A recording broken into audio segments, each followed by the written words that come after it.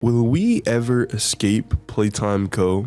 In Poppy Playtime, we're an employee who has come back to the factory years later. A letter that we received from an unknown writer prompted this response, encouraging us to find the flower, possibly a part of a bigger clue to finding the staff who are apparently still there. In chapter 1, we do find the flower by locating Poppy behind the catwalks, and in chapter 3, we learn about the Hour of Joy, an employee massacre. But this contradicts the letter. It stated that the staff were still here, but Poppy confirmed the opposite, explaining that the creatures dragged the corpses deep into the factory and ate them. So either someone is lying or there are actually more employees that we have to find. And maybe this is one of our main motivators. There have been so many opportunities for the player to turn back. For example, Leith Pierre's security warning. It's not too late to turn around. I just hope that you're certain whatever you're doing is worth it. We could have also left after defeating Huggy or Mommy, but then Poppy low-key kidnapped us in chapter 2, but by chapter 3, we were in way too deep. Poppy also explains that the prototype would kill us before letting us leave, and the player knows that it's way too late to turn around. And if the player has guilt about their role at the factory, then going back to confront it would be the right thing to do. Although along the way, we realized that killing the prototype is also on the agenda, and we've gained confidence from Poppy and Dog Day. So what can we expect from 1006? Well, at this point, the prototype has run out of enemies to send our way. Poppy confirms that Catnap was the last one, unless you believe a new creature attacked Kissy Missy, but even still, 1006 can't keep sending out his minions forever, and it's certain that we'll be able to face him very soon. The game's company, Mob Entertainment, has been releasing more and more information about the prototype, so much so that it seems very likely that we'll encounter him in the next chapter. So far, we've only been able to see his metal hand stick out from the shadows,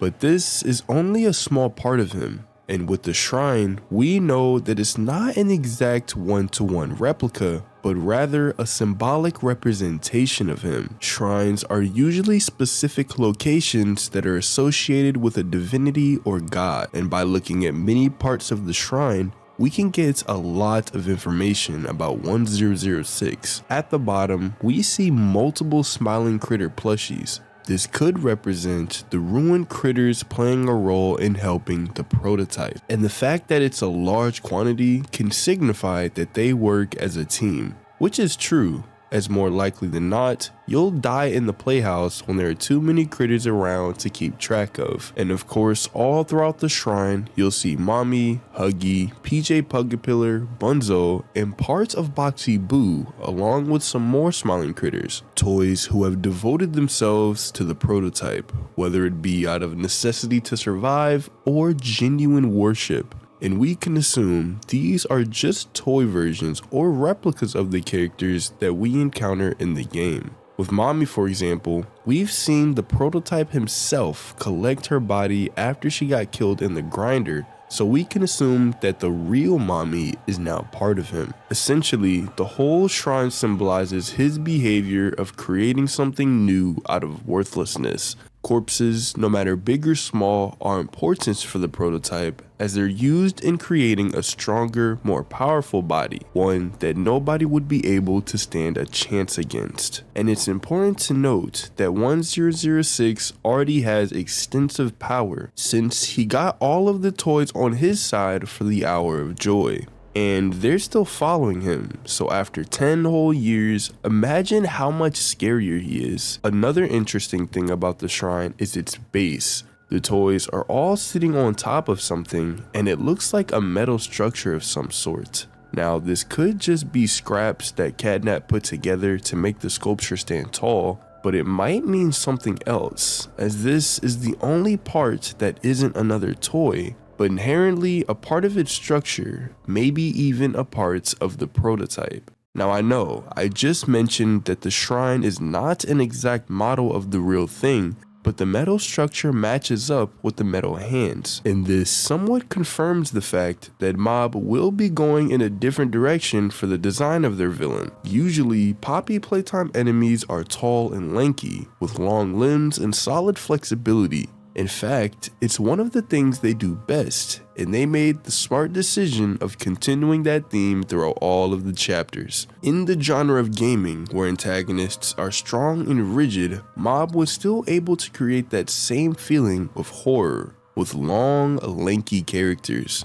But it's possible that the prototype's design will be moving away from that, and it's interesting to think about how effective his horror will be in upcoming chapters. To add on, 1006 is a collection of a variety of toys, so he might still have flexible properties from toys like Mommy, while still having a rigid structure. The last important aspect about the shrine is the human skeleton sticking out in the very front. Once again, the prototype probably won't have an actual human sticking out of him, but when observing the details of the skeleton, you learn more about what it could symbolize.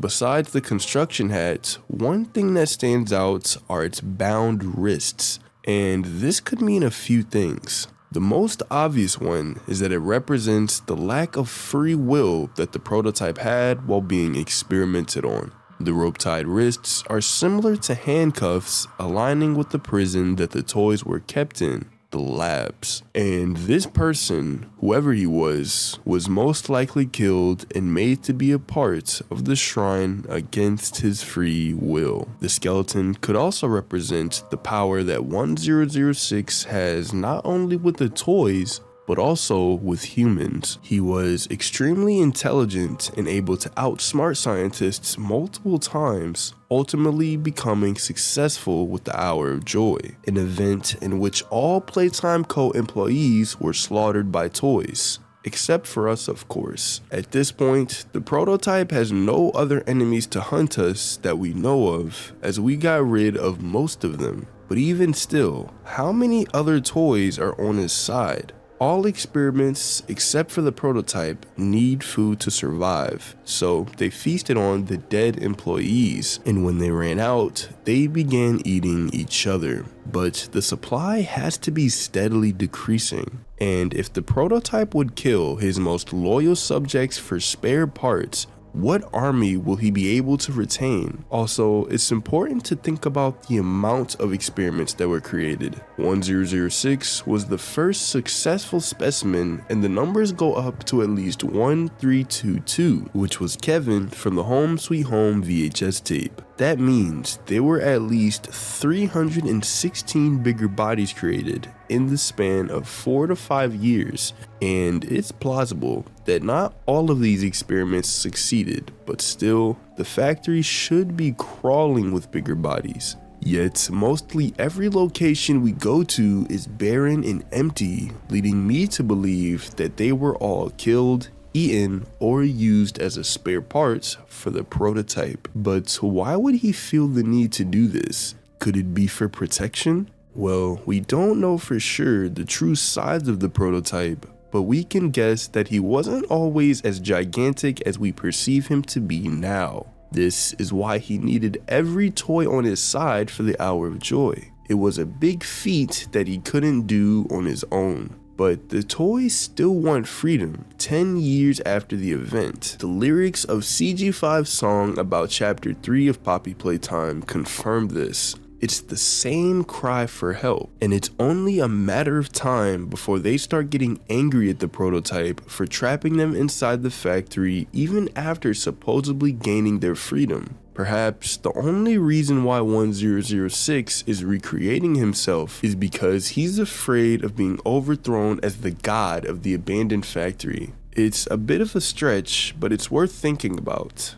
And where do we fit in all of this? At this point, I'm inclined to believe that the player has already accepted the fact that they might not make it out of Playtime alive. We made the decision to come back after knowing about everything, and we never tried to leave. No matter what happens to the player, They want to change something because it'll probably lighten up their guilty conscience. In chapter 3, we've constantly been bombarded by messages that confirm these feelings, such as guilt haunts you. And this means that we were an employee who had a hand in the bigger bodies initiative. There's no way to know how the player actually feels about journeying through the factory though, but persisting nonetheless is a way for us to compensate for our sins involving the orphans and innocent staff. Even if the player knows that they'll die at the hands of the prototype, they'll accept their fate as punishment for their wrongdoings, dying peacefully knowing that they made some sort of efforts to right their wrongs, and freeing the toys is the exact thing that will set our souls free.